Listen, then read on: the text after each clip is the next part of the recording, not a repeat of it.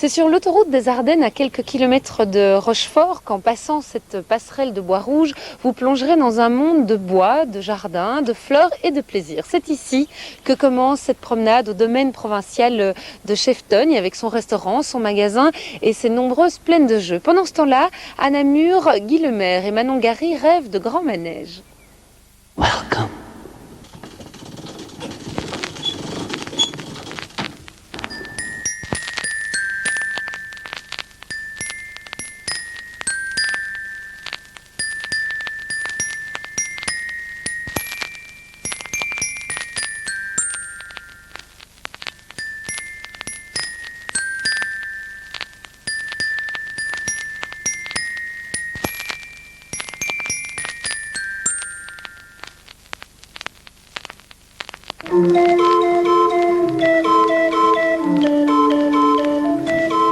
Raconte-moi la fête, Aurélien Tirtiaud, c'est le défi qu'on vous a soumis, ça. Cette exposition, c'est une exposition, mais c'est d'abord un espace, non? Ouais, c'est vrai que j'ai du mal à appeler ça une exposition. On a plutôt essayé de reconstituer un univers et plutôt une trace de mémoire d'un passé, je pense, oublié et qu'on a un peu du mal à se reconstituer des fois vu les actualités. Et je pense qu'on a réussi à reconstituer un univers comme ça complètement à part et hors de nos données habituelles et quotidiennes. Et ma foi, je trouve ça assez réussi. On s'est mis un mois dedans complètement et je trouve que le retour des gens, ils ont pas mal... Enfin, j'entends beaucoup, les gens me confirment cet univers et cette visite comme ça assez incongrue. Et la fête, la foire, vous dites les arts forains, c'est de l'art? Ouais, c'est de l'art, je pense, dans le style. On y retrouve beaucoup l'art... l'art nouveau, toutes ces formes-là, comme c'est vrai que ça reste un art, je pense, à part entière, une façon de présenter, de parler au public et de voilà, l'attirer et lui faire plaisir, je pense. C'est au départ, ça a une vocation commerciale, notamment les fêtes, et puis ça remplace ou ça préface plus exactement ce qu'on appelle la société de loisirs par la suite. Ouais, beaucoup, je dirais même la société actuelle, tout simplement. Rien que par rapport à la façon de vendre, d'attirer le public, justement tout ce côté communication marketing était déjà là bien avant.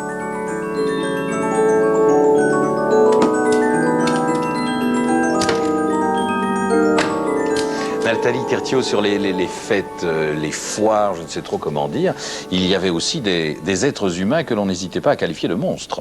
Ah oui, qui d'ailleurs étaient assez satisfaits de leurs conditions. C'était une façon de gagner sa vie. Et il y avait notamment un entresort qui s'appelait un cabinet de curiosité, où on exposait des cires anatomiques. Et qui en fait a été une méthode prophylactique étonnante contre la syphilis, la maladie de l'époque. Des capitaines envoyaient des escadrons entiers visiter ces cires.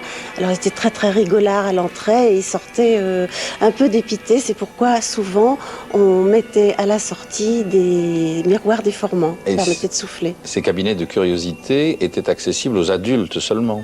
Oui, c'est-à-dire c'était interdit aux enfants et aux femmes du monde. Alors on apprenait l'embryologie, on voyait surtout du sexe, on voyait, parce que le côté voyeur sur la foire est partout. Il est d'ailleurs provoqué par la clientèle. Et la radio chante un petit air radieux. Les parapluies restent chez eux, les cannes s'en vont aux calmes, levez la tête, les amoureux, qu'est-ce qu'on attend? Un Tirtiaud peut en cacher un autre. Jean-Félix, Namur, c'est vraiment la capitale des arts forains, pas seulement au Grand Manège de reste. Non, pour tout l'été, le parcours se trouve dans toute la ville avec le même ticket. On a des soirées cinéma à l'Eldorado. On fait un tour par la galerie du Beffroi avec des affiches contemporaines de nos villes, Bruxelles, Liège ou Gand. Et puis on fait un tour de ces vieux manèges anciens très pittoresques ou très jolis manèges contemporains.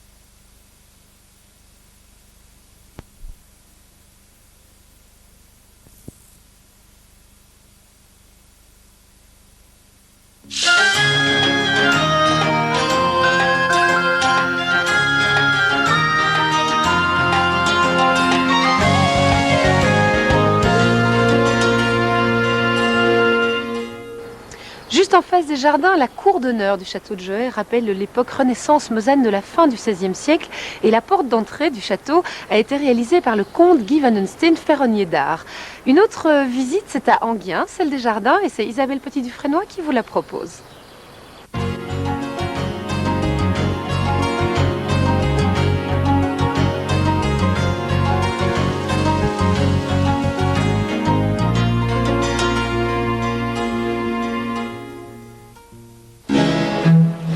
Si un château a existé en Enghien dès le XIIe siècle, le premier jardin ne date que du XVIIe siècle, sous la propriété du prince, comte Charles d'Arambert et de son épouse, Anne de Croÿ. Mais c'est leur petit-fils, Philippe-Antoine, premier duc d'Arambert, et son oncle, Antoine d'Arambert, entrés chez les Capucins sous le nom de Père Charles de Bruxelles, qui donneront au parc d'Enghien un éclat vraiment exceptionnel. La porte originale du parc, porte des Esclaves, est impressionnante par la force baroque de ses colonnes annelées et de ses frontons fragmentés. Elle a été déplacée de son emplacement d'origine pour être reconstruite à l'entrée actuelle du parc et accueillir ainsi le visiteur par un vestige architectural colossal.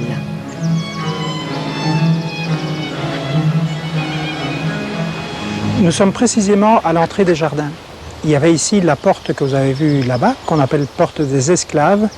Et c'est un portail monumental qui balise la distance entre le château et les 7 étoiles. Donc ça, c'est un axe majeur du parc. Et perpendiculairement, puisque c'est ouvert sur les 4 façades, d'un côté, vous aviez l'étang et l'île de la Motte, et de l'autre côté, les jardins. Alors l'île de la Motte, vous devez imaginer qu'il y avait ici un escalier, une gondole vous attendait. On partait en gondole jusqu'à l'île. Et l'île est une volière, ce qui est intéressant parce que les renards ne peuvent pas y arriver. Donc on traversait la volière et au milieu, il y avait une forme de clairière où on pouvait se soustraire du monde. Donc de retour de l'île, on arrive de nouveau au portail des Esclaves qui s'ouvre dans la 4e direction, donc vers l'ouest, vers les jardins. Ce sont des jardins clos qui sont fermés par des palissades de charme, donc on ne peut pas imaginer de l'extérieur ce qui se passe à l'intérieur. Et on arrive alors à la balustrade qui sépare le jardin des fleurons, c'est-à-dire des plantes en pot, du jardin des fleurs, qui sont les fleurs en pleine terre. 2 pavillons ornent le jardin des fleurons. Le pavillon chinois, construit en 1856, abrite un décor de chinoiserie en entarsia, une technique de plâtre coloré dans la masse. Le pavillon aux toiles, contemporain du pavillon chinois, présente une intéressante façade colorée composée de scories de fer et de céramique. On avait une foule de documents iconographiques incroyables, notamment une gravure prise du clocher de l'église et d'autre part un récit de l'auteur de projet qui dit eh bien, vous arrivez, vous découvrez le jardin des fleurs, vous arrivez à un escalier fait d'autant marche que d'eau. Le même récit dit que le jardin est traversé par une allée de 20 pieds de large. Connaissant la dimension du pied, on connaît exactement l'implantation des chemins. Il poursuit en disant que le premier parterre est décoré d'une façon toute nouvelle, en broderie de Bouy, et a aussi 20 pieds. Et comme ça, de mesure en mesure, on peut resituer exactement les chemins, leur largeur initiale, leur implantation, ce qui vous donne alors le graphisme tout à fait conforme à celui des gravures. La visite nous mène à des étangs bordés de statues en pierre placées par le baron Ampin, acquéreur du domaine au début du XXe siècle. Grand industriel et financier, le baron acheta le domaine et fit construire un château de style néoclassique à l'emplacement de l'orangerie du château d'origine. Agrandi en 1927, ce château conserve un bel intérieur de style varié. La balade nous mène au pavillon des 7 étoiles. Le pavillon des 7 étoiles se situe au sommet du parc. Il y a 7 avenues qui viennent de l'horizon et qui convergent dans ce point central. Le père Charles dit dans son guide « Vous semblez blâmer l'architecte qui n'a pas prévu de pouvoir monter au belvédère. Mais faites un tour le temps d'un miserere dans les compartiments boisés. Et lorsque vous reviendrez, 2 hommes auront levé un escalier de fer qui était rangé dans le pont, qui permet alors de monter jusqu'au niveau des oculi, des médaillons ovales, et de là monter sur le toit. Alors pourquoi monter sur le toit? Bon, d'abord, c'est un observatoire de chasse, dit-on, mais c'est aussi un observatoire astronomique. Ce jardin n'était pas seulement une construction agréable à l'œil, mais surtout un lieu de divertissement par l'inventivité des espaces, l'agencement et les fêtes qui y étaient organisées. Le parc d'Enghien a reçu les visites de maints admirateurs au XVIIe et XVIIIe siècle, dont certains le considéraient comme le jardin le plus beau du monde.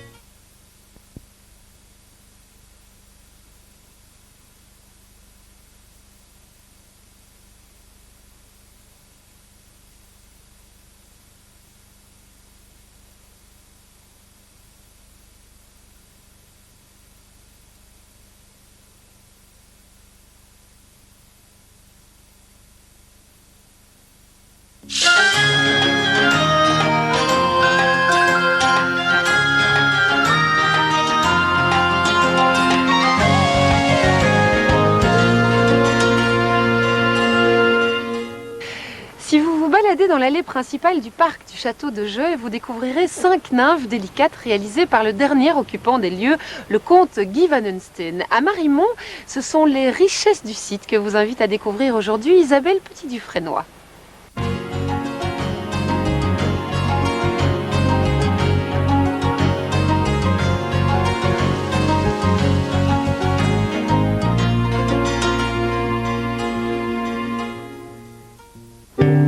Le parc public de Marimont, implanté sur les communes de Morlanoué et de Manage, nous accueille par une drève de chêne vert longue de 900 mètres. Dès l'entrée du parc, son aspect bucolique et ses richesses botaniques invitent à la promenade. Canards, oies et paons vivent en liberté autour d'arbres plus que centenaires, d'espèces souvent rares en Belgique. De surprise, au détour d'un chemin en découverte dendrologique, nous arrivons à un musée d'architecture éclectique. Le parc actuel de Marimont est le dernier maillon d'une longue histoire remontant à l'époque de Marie de Hongrie, qui créa ici un domaine de chasse au XVIe siècle. Tous les gouverneurs qui lui succèdent y viendront jusqu'à la fin de l'Ancien Régime en 1794.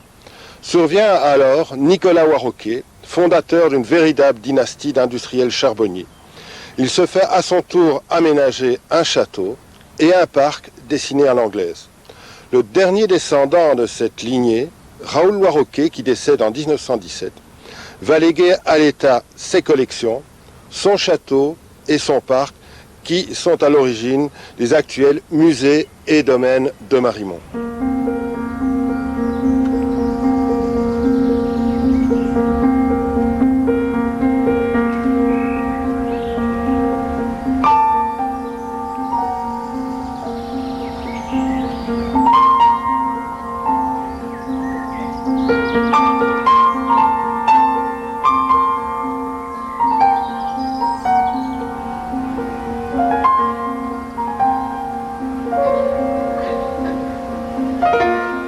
Nous nous trouvons en face ici de deux des plus intéressants vestiges de Marimont ancien.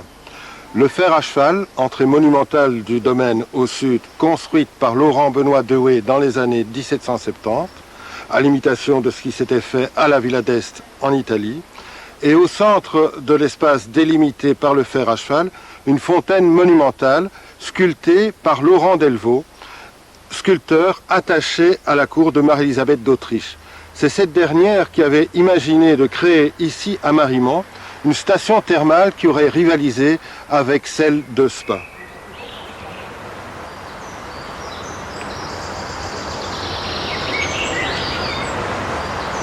On se trouve ici dans une roseraie qui a été créée pour la première fois en 1885, remaniée il y a une dizaine d'années.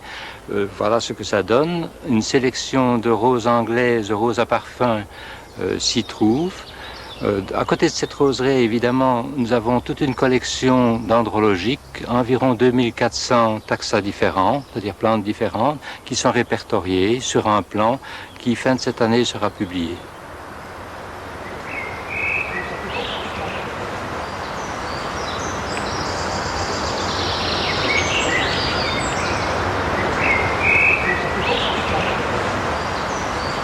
Juste à côté, les séquoias, qui datent de la même époque. Ces séquoias sont parmi les arbres les plus gros de Belgique. Celui-ci arrive déjà à 6,20 m de tour. Dans quelques années, ça sera le plus gros du parc. Mais actuellement, un cèdre le dépasse encore, on ne sait pas pour combien de temps. Au centre de la pelouse, un superbe érable. C'est un érable sycomore à feuilles pourpres, probablement coupé lors des fauches, parce qu'anciennement on fauchait l'herbe. Celui-ci est repercé sur plusieurs troncs et cela nous donne une des plus belles cépées de Belgique.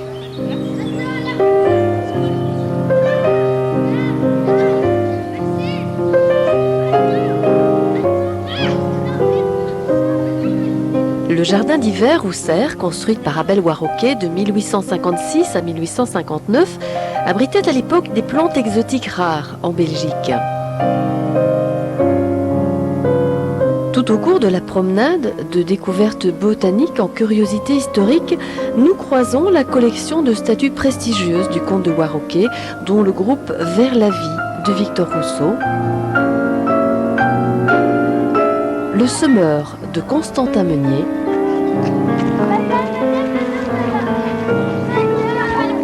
des statues asiatiques ramenées par le comte de Warroquet de ses voyages en Asie, et l'illustre groupe d'Auguste Rodin, les bourgeois de Calais, acquis en 1905.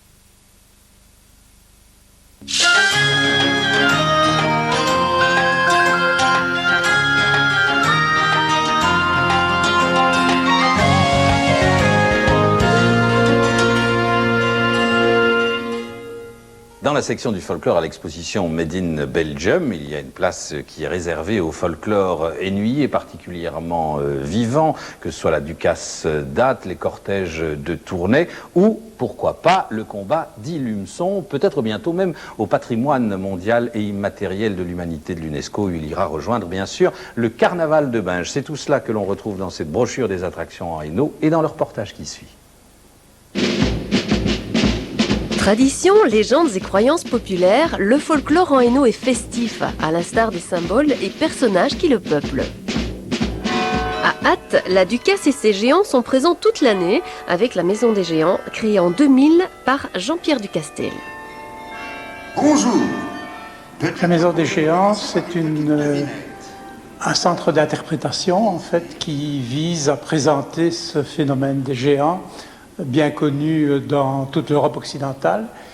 Et l'initiative est venue de la ville d'Ath avec une aide du Conseil avec une aide de l'Europe, avec des fonds européens et le commissariat au tourisme. On l'a réalisé en vue de mettre en valeur les géants qui sont un élément emblématique important pour la ville d'Ath.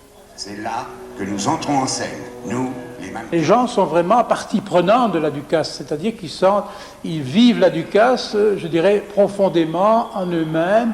Il y a une espèce d'amour entre les Athois et leurs géants.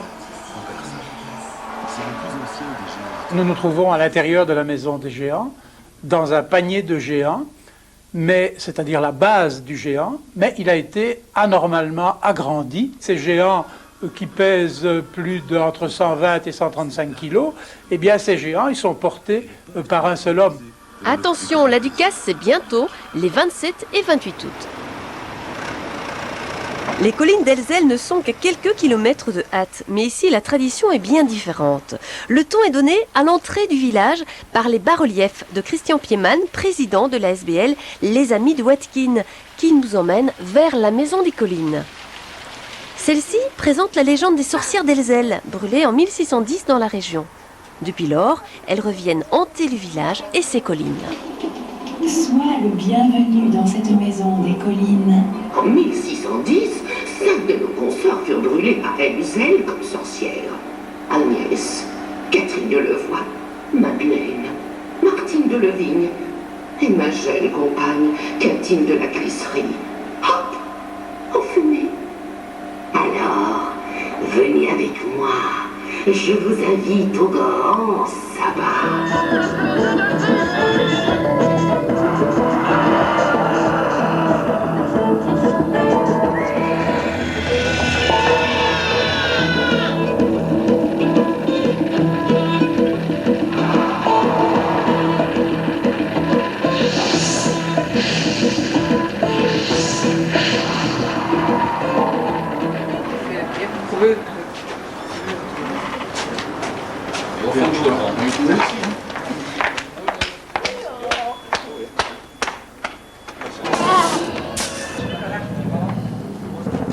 Mettez une pièce et la pitchou vous fera signe. C'est une histoire qui est un petit peu le hasard, hein, tout simplement. Jacques van de Wattin fouille en 1972 une butte qui croit être un tumulus romain, puis n'y retrouve rien, mais la tradition orale des personnes qui vivent à côté ou à proximité lui disent ne trouvez rien, vous ne trouverez rien, parce que c'est un endroit, un culte où rien ne pousse, mais par contre c'est fréquenté, et ça a été fréquenté par les sorcières. Lui, intrigué, il a retrouvé des documents d'archives, et il a créé tout simplement un folklore autour d'un sabbat, comme on pouvait l'imaginer à l'époque. On a créé une SBL qui se dénomme Les Amis de Watkin, et qui en fait sert à promouvoir et à protéger toutes ces œuvres, qu'elles soient picturales ou sculpturales, comme on peut le voir sur le Sentier de l'Étrange. Et on fait des visites guidées, et ainsi le mois de juillet et août est consacré aux visites guidées en compagnie des sorcières, des fameuses sorcières d'Elzel. Le sabbat a lieu le dernier samedi de juin chaque année depuis 1972. Comment parler du folklore en Hainaut sans évoquer le carnaval de Binche? Le musée du Masque propose de faire un tour d'horizon de la culture carnavalesque de Binche et de partout dans le monde. En fait, il faut savoir que le Binchois est très attaché à son carnaval. En fait, il ne vit pas au rythme de l'année civile, mais au rythme de l'année carnavalesque. Le point de départ, c'était quand même le carnaval de Binche. Puis, on a agrandi les collections, d'abord par des costumes des traditions européennes. Et puis aujourd'hui, nous avons 3 étages qui présentent des centaines de costumes et de masques du monde entier. Notre exposition temporaire s'appelle Viva Carnaval, les grands carnavals du Brésil, et elle reprend évidemment le célèbre carnaval de Rio, mais également d'autres fêtes masquées avec des masques en papier mâché, des têtes géants, et cette exposition sera accessible jusqu'au 30 octobre.